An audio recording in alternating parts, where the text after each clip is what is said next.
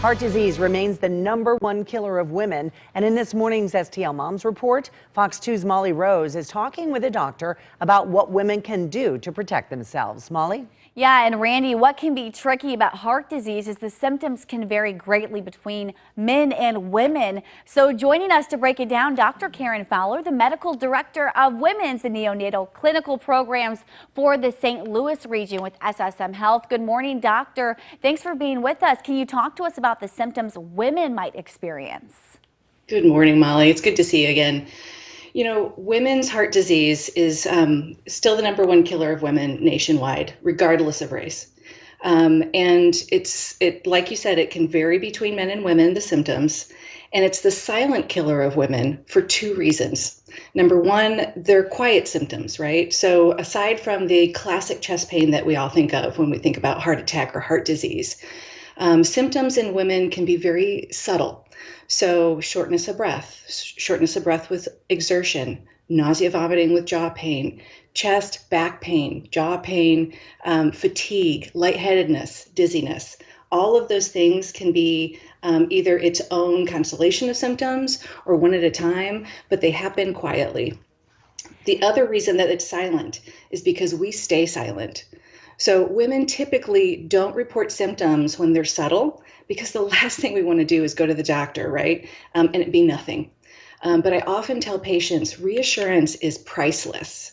If you think it's nothing, still say something, because the opposite of reassurance and it's nothing is devastating.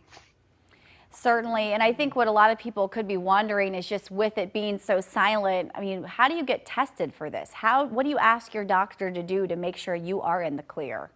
Sure. So the #1 thing is having a great relationship with your primary care doctor, getting yearly physicals. With those physicals is going to come the conversation. How are you feeling? And we're also going to ask you screening questions, especially based on your age.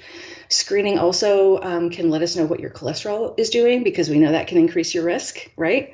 And we're also going to talk about things that put you at high risk for heart disease, smoking, and stress management. That's real. Stress is real and it affects our health, especially with heart disease. And always remember the 3 main medicines of life: nutrition, sleep, and movement. We're going to talk to you about doing those things and plugging those in. Yeah, I think those 3 main medicines can really do it all. To highlight those a bit, what are some of the things people can do to really just prevent getting heart disease in the first place? It's practicing a healthy lifestyle. And it's hard sometimes. #1, stress. Managing your stress is hard. I can say that firsthand. Making good nutrition choices, knowing what your cholesterol is, and then having the hard conversations with yourself to say, how do I change this? Movement. We have to plug that into our days. And sleep. I hate to say it because sleep gets harder for us as we age. But sleep is a foundation for a healthy lifestyle. Dr. Karyn Fowler, thank you so much for joining us. We always appreciate your time. I need to work on the sleeping part, and I'm going to be doing that.